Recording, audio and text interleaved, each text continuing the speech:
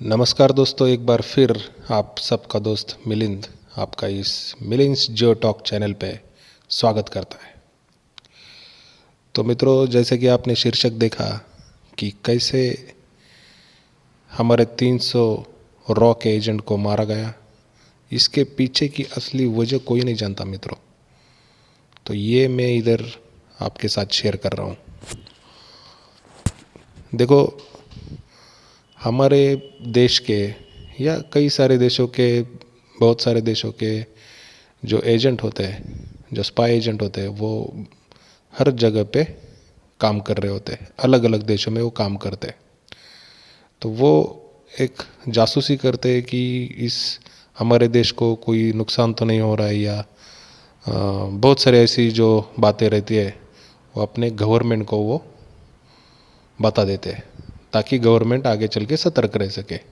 तो ये एजेंट का काम होता है। तो हमारी जो इंटेलिजेंस एजेंसी है रॉ,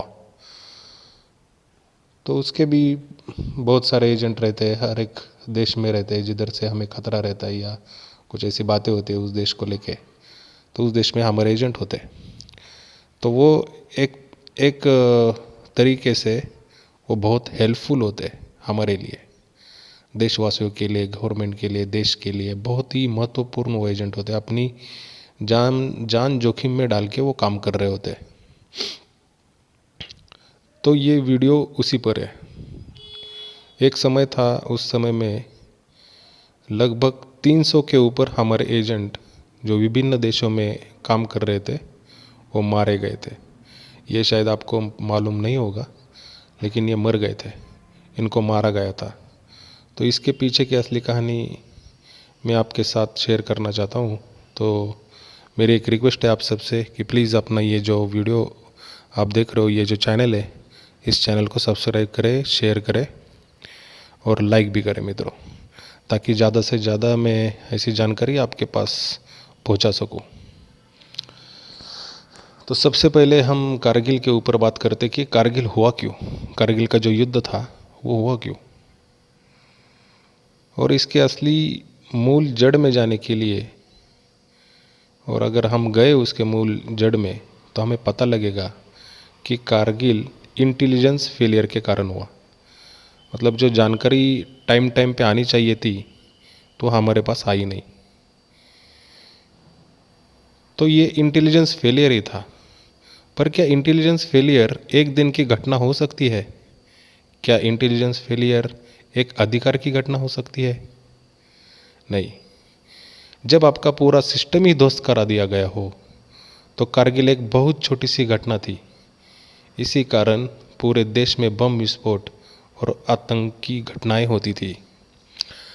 क्या होता, आपका पूरा सिस्टम ही ध्वस्त किया गया था।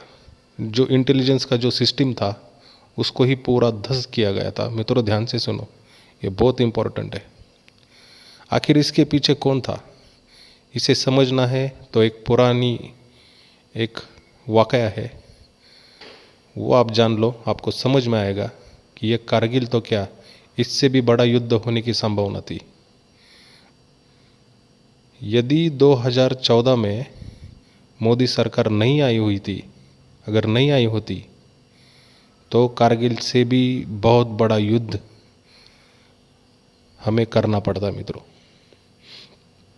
इस देश को सबसे बड़ा नुकसान 2 प्रधानमंत्री के काल में हुआ, जिसमें पहला नाम है इंद्र कुमार गुजराल।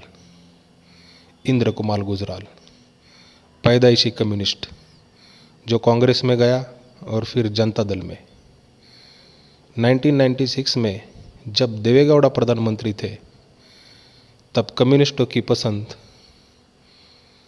इंद्र कुमार गुजराल को विदेश मंत्री बनाया था, और तब से ही इसने भारत के विदेश मामलों को खराब करना चालू कर दिया। इसके काल में भारत पाकिस्तान से आगे की सोच ही नहीं पाया। फिर जब ये प्रधानमंत्री बना तो इसने पाकिस्तान के साथ उस समझौते को किया जिसमें लिखा था कि भारत अपने सारे केमिकल हथियार खत्म कर देगा। क्या समझौता किया था इसने पाकिस्तान के साथ? कि भारत जितने भी हमारे केमिकल हथियार है वही खत्म कर देगा, और साइन करके आया था। जबकि इसके पीएम बनने से पहले भारत कहता आया था कि उसके पास केमिकल हथियार है ही नहीं। पहले से भारत बोल रहा था कि हमारे पास केमिकल हथियार नहीं है, और ये गुजराल साहब ने क्या किया, साइन कर दिया कि हम अपने केमिकल हथियार ही नष्ट कर देंगे। मतलब इस गुजराल ने विश्व में ये साबित करवाया कि भारत झूठ बोल रहा है।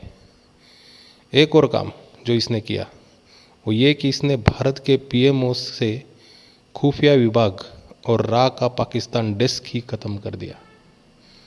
पूरा डेस्क ही खत्म कर दिया रॉ का।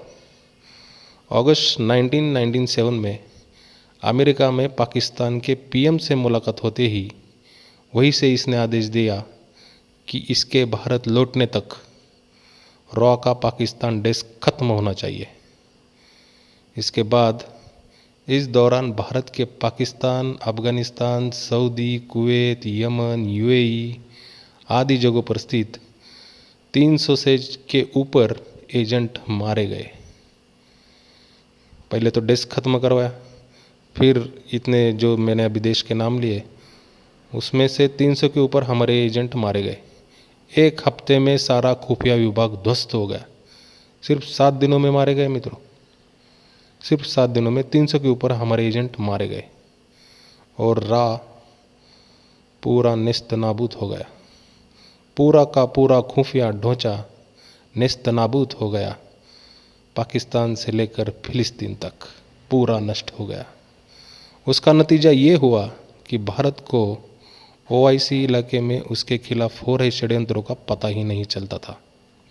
क्या चल रहा है हमारे खिलाफ, कौन क्या बोल रहा है, क्या क्या षड्यंत्र चल रहा है, ये समझ में नहीं आ रहा था हमें।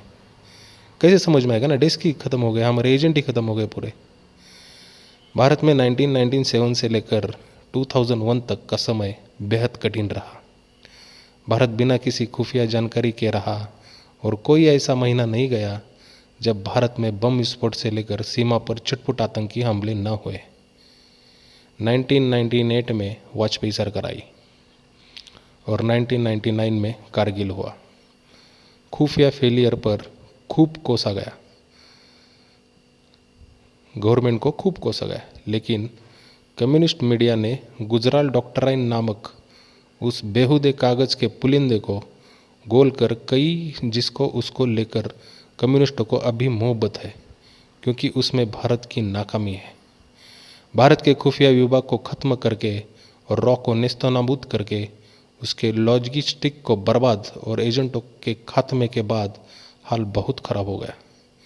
इंडियन एयरलाइन का हाईजैक होकर कंधार जाना, संसद भवन हमला, कोयम्बतूर हमला, अक्षरधाम, लाल किला हमला आदि होता गया और भारत सरकार पूरे 3 वर्ष तक कुछ जान ही नहीं पाई खुफिया से।